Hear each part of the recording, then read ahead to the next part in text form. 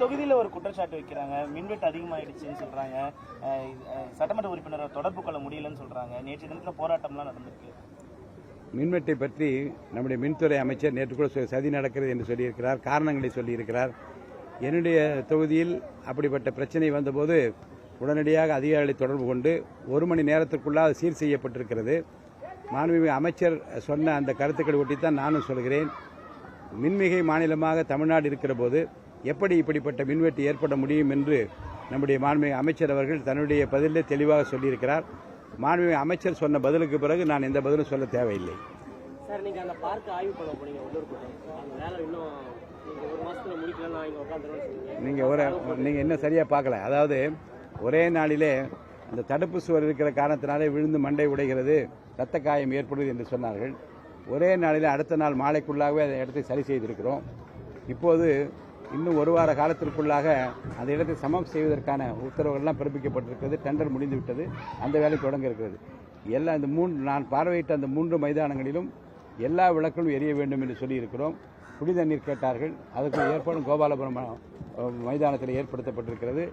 அதை RO water பிளான்ட்டாக மாற்றுவதற்காக ஒரு தனியார் நிறுவனம் முன்வந்து அந்த வேலை நடந்து கொண்டிருக்கிறது. அதிமுகவிலிருந்து விலகிய 4 MLA என்ன நிலையில இருக்கு? நேற்று அதை பற்றி முடிவு நான் அறிவித்து விட்டேனே. இல்ல, மற்றவங்களுக்கு சொல்லிட்டீங்க. இவர்களுக்கும் நான் சொல்லிட்டேனே. நடவடிக்கை தொடங்கி இருக்குது என்று சொல்லியிருக்கிறேன். நடவடிக்கை தொடங்கி இருக்கிறது. அவர்களுக்கெல்லாம் உரிய முறையில் நோட்டீஸ் அனுப்பப்பட்டிருக்கிறது.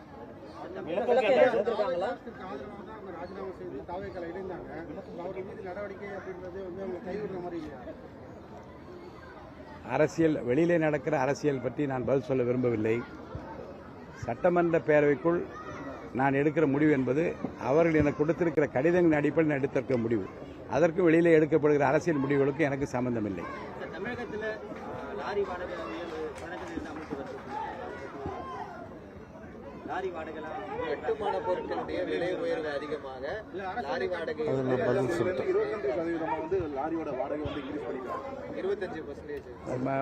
அதை மாண்புமிகு அமைச்சர் இன்னைக்கு கூட்டம் வச்சிருந்தார். சொல்றேன், மாண்புமிகு அமைச்சர் பெருமக்கள் அதை பற்றி கவனித்துக் கொண்டிருக்கிறார்கள். உரிய நடவடிக்கை எடுப்பார்கள்.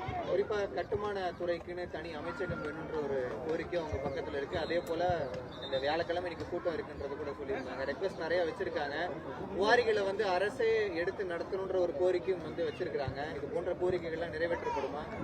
விரல் நுனியில் விவரங்களை வைத்துக் கொண்டுதான் நம்முடைய முதலமைச்சர் பிரச்சனைகளை அணுகி கொண்டிருக்கிறார். 1 மாதம் தான் ஆகிறது.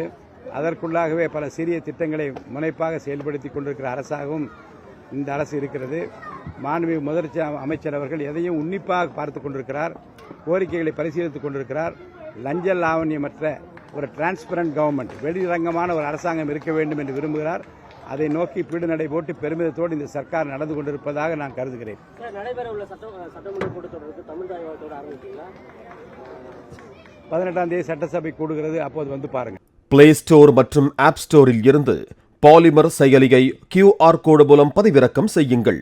செய்திகளை உடனுக்குடன் பெறுங்கள்.